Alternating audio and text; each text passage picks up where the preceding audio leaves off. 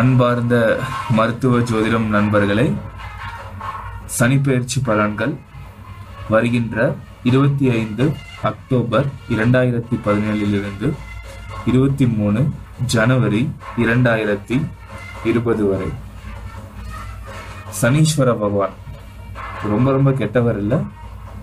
ஒரு ஜாதகத்தை எடுத்தாலே இல்லை ஜோசியர்கிட்ட போகணும் அப்படின்னாலே கெட்ட காலம் ஆரம்பிச்சிருச்சுன்னா தான் போவோம். அதுவும் பொதுவாக கெட்ட காலம் எப்போ சொல்லுவோன்னா அஷ்டமத்து சனி, கண்டக சனி, ஏழரை சனி அப்படின்னு வரும்போது ஐயோ என்னமோ ஆச்சோ ஏதாச்சோன்னு சொல்லிட்டு ஜாதகங்களை தூக்கிட்டு என்கிட்ட வருவாங்க.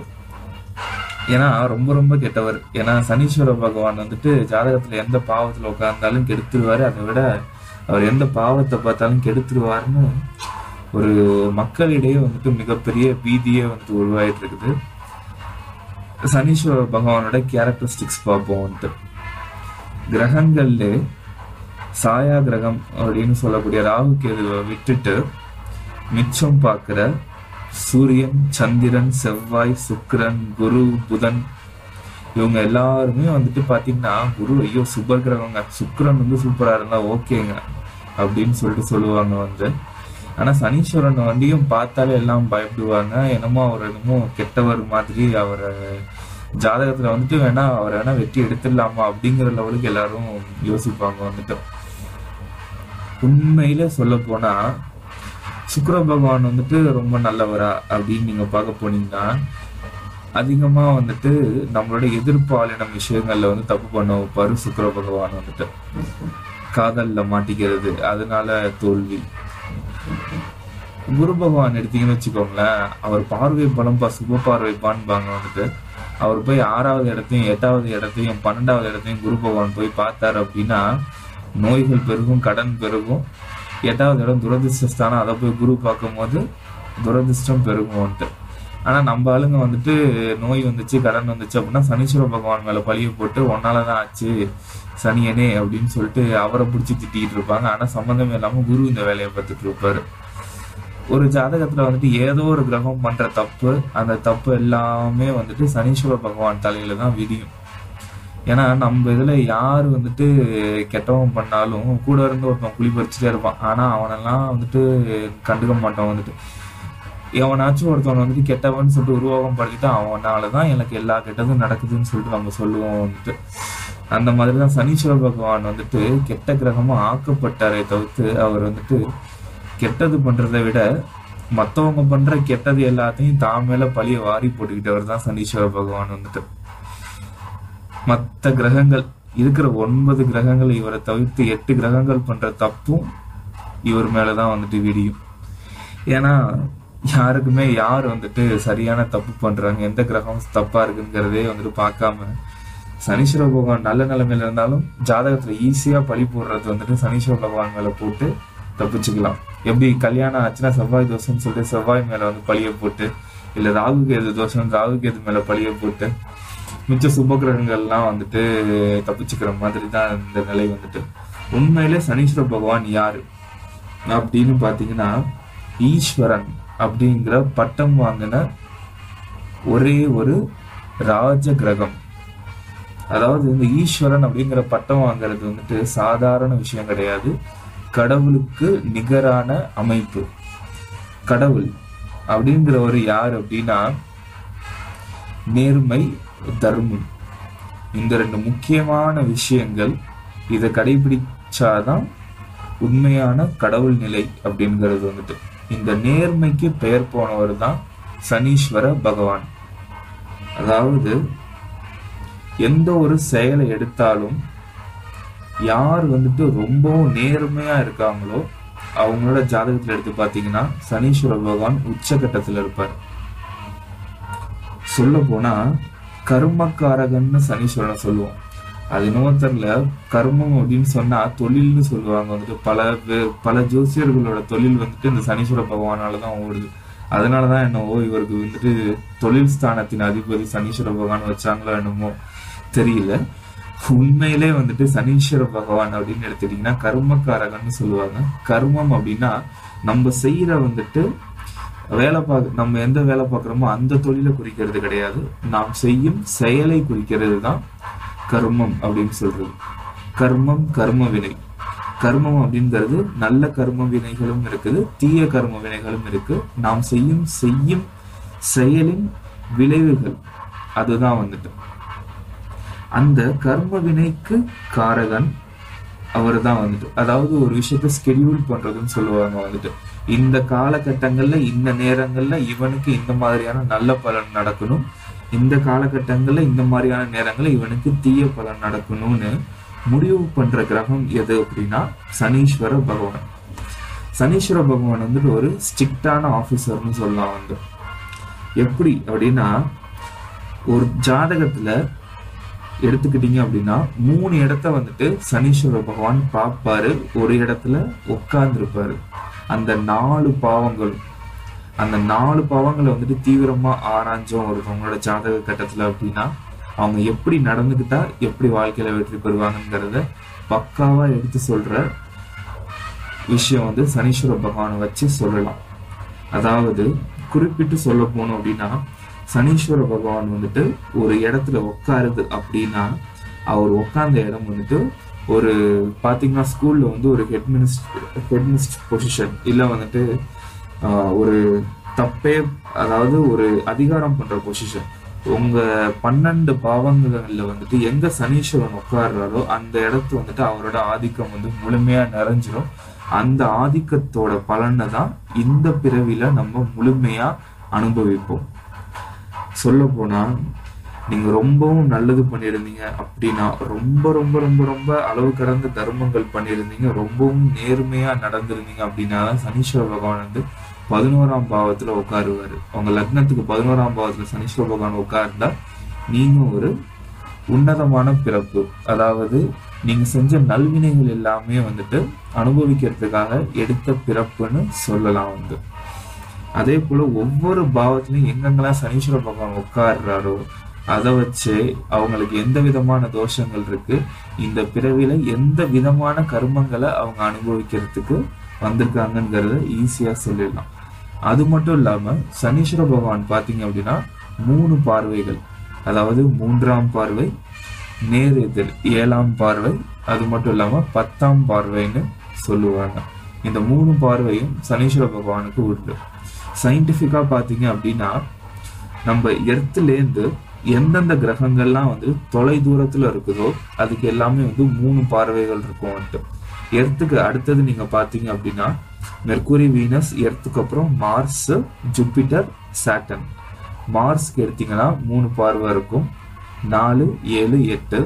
ஜூபிட்டருக்கு எடுத்தீங்கன்னா 5, 7, 9. சனீஸ்வரனுக்கு எடுத்தீங்க அப்படின்னா 3, 7, 10. அதாவது என்ன அப்படின்னா, அதெல்லாமே வந்து மிகப்பெரிய கோள்கள். ஜூபிட்டர், மார்ஸ், சாட்டர்ன் அப்படிங்கிறது வந்துட்டு தொலை தூரத்துல இருந்து வரும்போது ஒரு லைட்டை நீங்க அடிக்கிறீங்க அப்படின்னா, நம்ம வந்து தொலை தூரத்துல இருக்கோம்னா அதிகமா அது ஸ்கேட்டர் ஆகும் வந்துட்டு. ஸோ அந்த பாவங்கள் வந்து ஸ்கேட்டர் ஆகும்போது அது 3 இடத்துல அதோட ஒளிங்கிறது படும். ஒவ்வொருத்தவங்களோட ஜாதக கட்டத்திலையும் அந்த 3 இடத்துல படுற ஒளியோட அமைப்பு தான் வந்துட்டு பார்வைகள்னு சொல்றது வந்து. அந்த பார்வைகள் எந்தெந்த பாவத்து மேலாம் படுதோ, அதாவது என்ன அப்படின்னா, சனீஸ்வரன் வந்துட்டு சூரியனோட புதல்வன். ஆனா சூரியனோட புதல்வன் வந்து யமதர்மரும் கூட. யமதர்மருக்கும் சனீஸ்வரனுக்கும் வந்துட்டு ஆகவே ஆகாது. அது வந்துட்டு சில சூரியனுக்கும் இவங்களுக்கும் நடந்த சில பிரச்சனைகள் அப்படின்னால சனீஸ்வரனும் சூரியனும் பிரிஞ்சிடுவாங்க குடும்பத்தை விட்டு. அதனால சனீஸ்வரனுக்கு எப்போதுமே சூரியனை வந்துட்டு பிடிக்கவே பிடிக்காது. அதனால சூரிய குடும்பத்தை விட்டு ரொம்ப தொலை தூரத்துல அவர் போயிருப்பாரு. அதுதான் வந்துட்டு அது கடைசியா இருக்கக்கூடிய சாட்டர்ன் பிளானட் வந்து. அதனால பாத்தீங்கன்னா சூரியனும் சனீஸ்வரனும் எந்த பாவத்திலயாச்சும் யாருக்காச்சும் சேர்ந்து இருந்துச்சு அப்படின்னா அவங்களோட அப்பா மகன் உறவு வந்துட்டு அவ்வளவா நல்லா இருக்காதுன்னு சொல்லுவாங்க வந்து. இன்னொன்னு, யம தர்மராஜனும் லேசுப்பட்டவர் இல்ல, அவரும் தர்மராஜன் அப்படின்னு தர்மத்துக்கு பெயர் போடுவாங்க. சூரியனோட 2 புதல்வர்களும் வந்துட்டு, அதாவது சூரியனோட கேரக்டரிஸ்டிக்ஸ் கொஞ்சமாச்சும் இருக்கணும்ல. கர்ணன் எல்லாருக்குமே தெரியும் வந்து, கொடுக்கணும் அப்படின்னு முடிவு பண்ணிட்டாங்க அப்படின்னா கர்ணன் வந்துட்டு எல்லாத்தையும் கொடுத்துடுவாரு. அதே மாதிரிதான் சனீஸ்வரனும் வந்துட்டு கொடுக்கணும்னு அவர் நினைச்சிட்டாரு அப்படின்னா 7.5 வருஷம் ஒரு கட்டத்தை விட்டு 7.5 சனி முடிஞ்சு போகும்போது அவ்வளோதான் கொடுத்துட்டு போவாரு. எவ்வளோக்கெல்லாம் உங்களை கஷ்டப்படுத்துறாரோ அவ்வளோக்கெல்லாம் நம்ம செஞ்சுட்டு போவார் வந்துட்டு. சனீஸ்வரன் மாதிரி கொடுக்குற கிரகம் வேற எதுவுமே கிடையாது. கொடுத்ததை புடுங்காத கிரகமும் சனீஸ்வரன் மட்டும்தான். வேற எந்த கிரகம் வேணாலும் கொடுத்துட்டு திரும்பி எடுத்துக்குவோம் வந்துட்டு. பாத்தீங்கன்னா சுக்கிரன் வந்து காதலை கொடுப்பாரு. அந்த காதல்னால நம்ம வந்துட்டு ஜாஸ்தி அலைவும் வந்துட்டு கொஞ்ச நாள் கழிச்சு அந்த காதலை விட்டுட்டு போனோடனே அதுக்கு எதிரான விளைவு காதல்ல வருத்தப்பட்டு தாடி வச்சுட்டு தேவதாஸ் மாதிரி அலையிறது. கொடுத்ததை புடுங்கிக்கிற கிரகம் எல்லா கிரகமும். ஆனா நம்மள அடின்னு அடிச்சு முழுமையா கொடுத்துட்டு போற கிரகம் சனீஸ்வரன் மட்டும்தான். அந்த சனீஸ்வரனை நீங்க நல்லா ஆராய்ஞ்சு பாத்தீங்க அப்படின்னா அது மட்டும்தான் முழுமையா கொடுக்குற கிரகம், நேர்மையா கொடுக்குற கிரகம். கடவுள் எப்படி அப்படின்னா, ஒரு சிவன் எடுத்துக்கிட்டீங்க அப்படின்னா அவர் எல்லாத்தையும் சோதனை பண்ணி தான் வந்து கொடுப்பாரு. அவரோட விஷயங்கள் நீங்க எடுத்து பாத்தீங்கன்னா அவங்களுக்கே தெரியும். அதே போல சனீஸ்வரன் வந்து ஒருத்தனை உண்மையிலே சோதனை பண்ணி அவன் இதுக்கு தகுதியானவனா அப்படின்னு தெரிஞ்ச பிறகுதான் சனீஸ்வரன் வந்து எதுவா இருந்தாலும் கொடுப்பாரு. அவரோட சோதனையில வந்துட்டு தாக்கு பிடிச்சி நிக்கிறது தான் பெரிய விஷயம். பல பேரால நிக்க முடியாது வந்து. அவர் வந்துட்டு சோதனை கொடுக்கறது பாத்தீங்கன்னா 27 வருஷத்துக்கு ஒரு முறை வந்துட்டு ஒவ்வொரு ஜாதகர்களுக்கும் அடுத்த 7.5 வருட காலங்கள்ங்கிறது வந்து கொடுப்பாரு. ஒரு பாவத்திலையும் பாத்தீங்கன்னா 2.5 வருஷ காலம் நிற்பாங்க. ஏன்னா சனீஸ்வரனுக்கு வந்துட்டு ஒரு கால் வந்து கிடையாது. அவர் அதனால நொண்டி நடப்பாரு அப்படிங்கிறது வந்துட்டு புராணம். சாட்டன் வந்துட்டு ரொம்பவும் தொலை தூரத்துல இருக்கிறது ரொம்பவும் ஸ்லோவா சூரியனை சுத்தி வர்றதுனால 2.5 வருட காலங்கள் வந்துட்டு ஒரு ராசிலையும் வந்துட்டு சனீஸ்வர பகவான் தங்குவார். அந்த 2.5 வருஷ காலங்கிறது 3 ரவுண்டு சுத்தி வரும்போது நம்மளோட ஆயுள் காலம் 90 வயதா ஆயிடும். அதனாலதான் முதல்ல சுத்துறது வந்து இளமை காலத்துல சுத்துற சனி வந்துட்டு நம்ம வாழ்க்கையில வந்துட்டு ஒரு வாழ்க்கைனா என்னன்னு புரிய வச்சுட்டு போகும். மத்தியம காலத்துல வர சனி வந்துட்டு நம்ம வந்துட்டு உணர்ந்து தெளிய வைக்கும் வந்துட்டு. இறுதி காலத்துல வர சனி வந்துட்டு மரண சனின்னு சொல்லுவாங்க. 3 ரவுண்டு சனீஸ்வர பகவான் வரதுதான் வந்துட்டு அந்த 3 ரவுண்டு வரும்போது 7.5 காலங்கள்ங்கிறது நம்மளை பிடிக்கும் போது நம்ம கிட்ட இருக்கிற பல தீய கர்ம வினைகள் வந்துட்டு விலகும். பொதுவா சொல்ல போனா ஒரு பேங்க் அக்கௌண்ட்னு எடுத்துக்கோங்க, ஒரு டெபிட் அக்கௌண்ட், ஒரு கிரெடிட் அக்கௌண்ட்னு எடுத்துக்கோங்க. 1 லட்சம் ரூபாய் வந்துட்டு உங்களோட அக்கௌண்ட்ல ஆல்ரெடி இருக்கு அப்படின்னா அதுதான் நீங்க பூர்வ ஜென்மத்துல சம்பாதிச்சுட்டு வந்த பணம்னு வச்சுக்கோங்க. இந்த சைடு வந்து உங்களுக்கு 1 லட்சம் ரூபாய் கடன் இருக்குன்னு வச்சுக்கோங்க. இது எல்லாமே நீங்க பூர்வ ஜென்மத்துல செஞ்சுட்டு வந்த பாவ வினைகள்னு வச்சுக்கோங்க. அந்த 1 லட்சம் ரூபாய் கடனை கட்ட வைக்கிறது வந்துட்டு சனீஸ்வர பகவான். இந்த 1 லட்சம் ரூபாய் அசலை கரைக்கிற விஷயம் தான் குரு பகவான் வந்துட்டு. அதனால இந்த கடனை முழுமையா அடைக்கணும் அப்படின்னா 3 ரவுண்டு சனீஸ்வர பகவான் முழுமையா சுத்தி வந்தாரு அப்படின்னா முழுமையான கடனை நம்மளை அடைக்க வைப்பாரு. இந்த முழுமையான கடன் அடைஞ்சிரும், அது பிரச்சனை கிடையாது. இந்த கடனை அடைச்சிட்டு புது கடனையும் நம்ம வந்துட்டு வாங்குவோம் வந்துட்டு. அதுதான் வந்துட்டு வெவ்வேறு பிறவிகள்னு சொல்லிட்டு நமக்கு தொடர்ந்துட்டு போறது. அதாவது பாத்தீங்க அப்படின்னா நம்ம கர்ம வினைகள் நம்மளை வந்துட்டு ஜாஸ்தி தாக்கும் போது பாத்தீங்கன்னா அந்த 7.5 சனி காலங்கள், அஷ்டமத்து சனி, இந்த காலங்கள்லாம் பாத்தீங்கன்னா அவங்களை போட்டு புரட்டி எடுக்கும் வந்துட்டு. எல்லாரும் லைஃப்ல ரொம்பவும் வந்து துவண்டு போயிடுவாங்க வந்து. அப்போ என்ன பண்ணுவாங்கன்னா நம்மள மிச்ச கிரகங்கள் வந்து விட்டுறாது. சனீஸ்வர பகவான் வந்து சோதிக்கும் போது சுக்கிரன் சொல்லுவார் வந்துட்டு, டே நீ அவனை ஏமாத்து, நீ வந்துட்டு எஸ்கேப் ஆகி போயிடலாம் அப்படின்ற. புதன் சொல்லுவார், உன்னை நான் தப்பிக்க வைக்கிறேன், உனக்கு இருக்கிற அறிவு திறனால நீ கண்டிப்பா தப்பிக்கலான்னு. சந்திர பகவான் என்ன பண்ணுவாருன்னா மனசை தேத்துவார், உன்னால முடியல, நீ எந்திரிச்சு நடரா, இதுல நீ வெளில வந்துடுவான்னு சொல்லிட்டு சந்திர பகவான் சொல்லுவார். குரு பகவான் வந்துட்டு நல்ல பார்வையெல்லாம் பார்த்து உங்களுக்கு நிறைய ஆப்பர்ச்சுனிட்டிஸ் எல்லாம் எடுத்து கொடுத்து இந்த கர்மனில இருந்து வெளில எடுத்து விட பார்ப்பாரு. ஆனா இவங்க எல்லாருமே நல்லது பண்றாங்க தெரியுமா. ஆனா கர்ம வினைகளை இவங்களால குறைக்க முடியாது, சனீஸ்வரனால மட்டும்தான் குறைக்க முடியும். அது எப்படின்னா உங்களோட தீய கர்ம வினைகளை முழுமையா நீங்க அனுபவிச்சா மட்டும்தான் குறைக்க முடியும். அதாவது ஒரு தப்பு நீங்க செஞ்சிட்டீங்க, அந்த தண்டனை உங்களுக்கு கிடைக்குது அப்படின்னா 100 சாட்டை அடின்னு உங்களுக்கு வந்துட்டு சொல்றாங்க அப்படின்னா அந்த 100 சாட்டை அடி உங்களுக்கு கண்டிப்பா சனீஸ்வர பகவான் கொடுத்தே ஆவார். நீங்க இந்த ஜென்மத்துல வந்து 10 சாட்டை அடையிலே வந்து உங்க புதனை யூஸ் பண்ணியோ சுக்கிரனை யூஸ் பண்ணியோ குருவை யூஸ் பண்ணி நீங்க தப்பிச்சு போனாலும் அடுத்த ஜென்மத்துல மிச்ச 90 சாட்டை அடியும் சனீஸ்வர பகவான் கொடுக்காம விட மாட்டாரு. அதனால அடிக்கும் போது நம்ம பண்ண தப்புக்கு தான் நம்ம அடி வாங்குறோங்கிறத உணர்ந்து முழுமையா நம்ம அடிச்சு வெளில வந்துடணும் வந்து.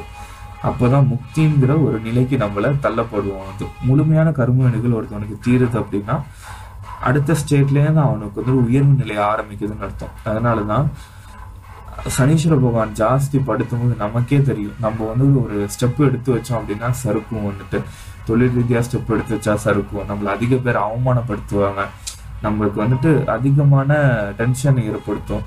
அதாவது நம்மளால பொறுக்க முடியாம நம்ம வந்துட்டு கதறுவோம், வந்து கடவுள்கிட்ட போய் அழுவோம். வந்து சில பேருக்கு வந்துட்டு நினைப்பாங்க எனக்கு குழந்தை பாக்கியமே இல்லைன்னு நினைப்பாங்க. சில பேர் வந்துட்டு எனக்கு தொழில நிம்மதியே இல்லைன்னு நினைப்பாங்க.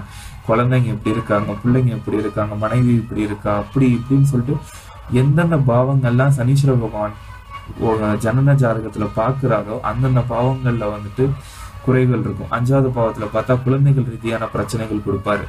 7வது பாவத்தை பார்த்தா மனைவி நண்பர்கள் ரீதியான பிரச்சனை. தொழில் ஸ்தானம் 10வது இடத்தை பார்த்தா தொழில் ரீதியான ப்ராப்ளம். லாபஸ்தானத்தை பார்த்தா என்னதான் தொழில் பண்ணாலும் நஷ்டமாகிக்கிட்டே இருக்கும். இந்த மாதிரி பாவங்கள் எந்தெந்த பாவங்கள்லாம் பார்க்கும் போதோ அந்த 7.5 சனிகாலங்கள் வரும்போது இல்லை அஷ்டம சனிகாலங்கள் இதெல்லாம் வரும்போது நம்மள அந்த பாவங்கள் வந்து நம்மளை தாக்கும். அதை தாக்கும் போது அமைதியா பொறுமையா கடவுளோட கையில பிடிச்சிக்கிட்டு ஸ்லோவா நகர்ந்து நம்ம அதை அனுபவிச்சு முடிச்சிட்டோம் அப்படின்னா தெளிஞ்சு வந்துடுவோம். வந்துட்டு இதை நம்ம அனுபவிக்காம நம்ம என்ன பண்றோம்னா தான் அப்படிங்கிற அகந்தையில வந்துட்டு நம்ம வெளியில வரும்போது நம்ம முட்டிக்கிட்டு நம்ம வெளில வரும்போது தான் என்ன ஆகும்னா விட்டுட்டு போயிடுவார் சனீஸ்வர பகவான். முழுமையா வந்துட்டு நன்மையும் செய்யாம அடுத்த சுத்து வரும்போது மறுபடியும் அடிப்பாரு. வந்துட்டு எப்பயா இருந்தாலும் நம்ம கர்ம வினைகள் நம்ம தான் தீக்கணும், நம்ம வாங்கின கடனை நம்ம தான் தீக்கணும் அப்படிங்கிற மாதிரியான இந்த வினையை நம்ம வந்துட்டு தீர்த்துட்டோம் அப்படின்னா சனீஸ்வர பகவான் அளவுக்கு மீறி கொடுப்பாரு. வந்துட்டு சரி, இந்த சனீஸ்வர பகவான் வந்துட்டு ப்ராப்பரா காலத்தை நிர்ணயம் பண்ணக்கூடியவர்கள். இந்தந்த வயசுல இவனுக்கு இந்தந்த மாதிரியான, அதாவது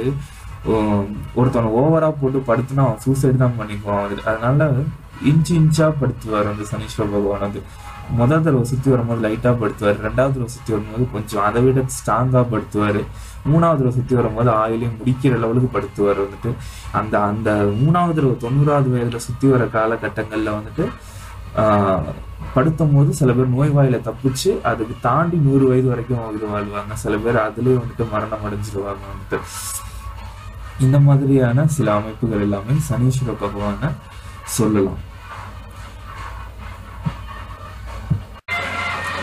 மகர ராசி நேயர்களே, சனீஸ்வர பகவான் உங்க ராசிக்கே அதிபதி அவர் தான். அது மட்டும் இல்லாம குடும்பஸ்தானத்துக்கு அதிபதியும் முழு சுபரும் சனீஸ்வர பகவான் தான். இவர் வந்துட்டு 12வது இடத்துல உட்கார்றாரு. இப்போ வந்துட்டு ராசி அதிபதி வந்து 12ல மறைகிறாரு. ஸோ அதனால வந்துட்டு கெடுபலனை தவிர்த்து சனியால கெடுபலன் கிடையாது. விளக்கமா பார்த்தோம் அப்படின்னா ராகு கேது பயிற்சி வந்துட்டு அவ்வளவா சாதகமான நிலையில இல்லை. குரு பயிற்சின்னு நீங்க பாத்தீங்க அப்படின்னா 10ல குரு பதவிக்கு இடர்னு சொல்லுவாங்க. வந்துட்டு அதுவும் வந்துட்டு அந்த அளவுக்கு சாதகமா இல்லை. இதுல ஒரே ஒரு நல்ல விஷயம் என்ன அப்படின்னா சனீஸ்வர பகவானோட இந்த பயிற்சியில வந்துட்டு 6வது ஸ்தானத்தை பார்க்கறதுங்கிறது ரொம்பவும் நல்லது. இந்த பயிற்சியை பொறுத்த வரைக்கும் பாத்தீங்கன்னா கடன் தொல்லையில வந்துட்டு அவதிப்பட்டு இருக்கவங்களுக்கு பாத்தீங்கன்னா ரிலீஃப் கிடைக்கும். ஏன் அப்படின்னா ராசி அதிபதி வந்துட்டு விரயஸ்தானத்துல போய் உட்கார்றாரு. அதாவது ஒரு கெட்ட கிரகம் வந்துட்டு மறைவு ஸ்தானத்துல உட்காருங்கிறது போது அது கெடுபலனை தரணும். அந்த பலனின் அடிப்படையில பாத்தீங்க அப்படின்னா விரயங்கள் வந்துட்டு கட்டுக்குள்ள வரும். சொல்ல போனா வந்துட்டு ஜாஸ்தி செலவே ஆகாது. அது மட்டும் இல்லாம ஒரு 6ல உட்கார்ந்து 12ல உட்கார்ந்து 6வது இடத்தை பாக்குறது அப்படிங்கிறதுனால இத்தனை நாளா வந்துட்டு உங்க கையை வெட்டி எப்படிதான் அமௌண்ட்ஸ் போச்சோ தெரியாது. அந்த அமௌண்ட் எல்லாமே வந்துட்டு இனிமே நீங்க கடன் ஏதாச்சும் இருந்துச்சுன்னா அதை அடைக்கணும் அப்படிங்கிற ஒரு நிலைப்பாட்டுக்கு கொண்டு போகும். அது மட்டும் இல்லாம பாத்தீங்கன்னா எலும்பு சம்பந்தப்பட்ட பிரச்சனைகள், நரம்பு சம்பந்தப்பட்ட பிரச்சனைகள்ல இருக்கிறவங்களுக்கு வந்துட்டு ஒரு ரிலீஃப் கிடைக்கும். வந்துட்டு இன்னொன்னு சொல்ல போனா வந்துட்டு மகர ராசி பொறுத்த வரைக்கும் சனீஸ்வர பகவான் வந்து முழு சுபர். அவர் தான் வந்துட்டு ராசி அதிபதியும் குடும்பஸ்தான அதிபதி தனஸ்தான அதிபதியும். தனஸ்தான அதிபதி வந்துட்டு அது மட்டும் இல்லாமல் குடும்பஸ்தான அதிபதி வந்துட்டு எப்போதுமே நல்லதுதான் பண்ணுவாங்க எந்த பாவங்கள் இருந்தாலும். அதனால அவர் 12வது இடத்துல இருக்காரு, அவர் கெட்ட கிரகம் அப்படின்னு சொல்லிட்டு பார்க்க வேண்டிய தேவையே கிடையாது வந்துட்டு. அவர் வந்துட்டு 9வது இடத்தை பார்க்கும்போது பார்த்தீங்கன்னா இப்போ தந்தை மூலியமா அவங்களுக்கு வந்து ஹெல்ப் கிடைக்கிறது. அது இல்லை அப்படின்னா பூர்வீக சொத்து மூலியமா வந்துட்டு வரக்கூடிய அமௌண்ட்ஸ் எல்லாமே சனீஸ்வர பகவான் உங்களுக்கு வாங்கி தருவாரு. அது மட்டும் இல்லாமல் பார்த்தீங்கன்னா குலதெய்வ வழிபாடு அதை நீங்கள் பண்ணிட்டு வந்தீங்கன்னா இந்த சனி பயிற்சி ஃபுல்லும் வந்துட்டு உங்களுக்கு நல்லபடியாக இருக்கும். குலதெய்வம் தெரியாதவங்க அப்படின்னு பொறுத்த வரைக்கும் அவங்க வந்துட்டு உங்களுக்கு பக்கத்தில் இருக்கிற ஹனுமார் கோவில்லையோ இல்லை விநாயகர் கோவில்லையோ நீங்கள் போய் வழிபாடு பண்ணீங்க அப்படின்னா நல்ல ஒரு பீரியடாக இது வந்துட்டு இருக்கும். அது மட்டும் இல்லாமல் குடும்பஸ்தான அதிபதி குடும்பத்தையே வந்து பார்க்குறாரு. அதனால குடும்பத்தில் வந்துட்டு சுப நிகழ்ச்சிகள் எல்லாமே நடக்கும். அது மட்டும் இல்லாமல் பார்த்தீங்கன்னா குடும்பத்துக்குள்ள இருக்கிற பிரச்சனைகள் எல்லாமே சனீஸ்வர பகவான் தீர்த்து விடுவார். இதில் வந்துட்டு பார்வை வந்துட்டு கெட்டது பண்ணாது, நல்லது தான் பண்ணும் வந்துட்டு. ஏன்னா 2 ஆதிபத்தியமே சனீஸ்வர பகவானுக்கு கொடுத்தது. 1 மற்றும் 2 ஆதிபத்தியம் ரெண்டுமே சுப ஆதிபத்தியம். அதனால முழு சுபரா அவர் மாறி வந்துட்டு பார்க்குற இடம் எல்லாமே வந்துட்டு நேர் எதிர்பார்வைன்னு சொல்லக்கூடிய 7ஆம் பார்வையை தவிர்த்து மிச்ச இடத்தை பார்க்குற மிச்ச 2 பார்வையும் வந்துட்டு நல்லது பண்ணும். நேர் எதிர்பார்வை மட்டும்தான் கெடுதல் பண்ணும் வந்து. அதுவும் பார்த்தீங்க அப்படின்னா 6வது ஸ்தானத்தை பார்க்குது. ஸோ கெடுதல் பண்ற பார்வை வந்து 6வது ஸ்தானமான மறைவு ஸ்தானத்துல விழுற தொட்டு, மறைவு ஸ்தானம்ங்கிறது உங்களுக்கு எதிரி, அதாவது எதிரிகள் நோய் கடனை குறிக்கக்கூடிய ஸ்தானத்தை வந்துட்டு அவரோட கெட்ட பார்வையை வந்து அடிச்சு நவர்த்திடுற தொட்டு மகர ராசிக்கு ஃபுல்லுமே வந்துட்டு பாசிட்டிவான பலனை வந்துட்டு கொடுத்துருது.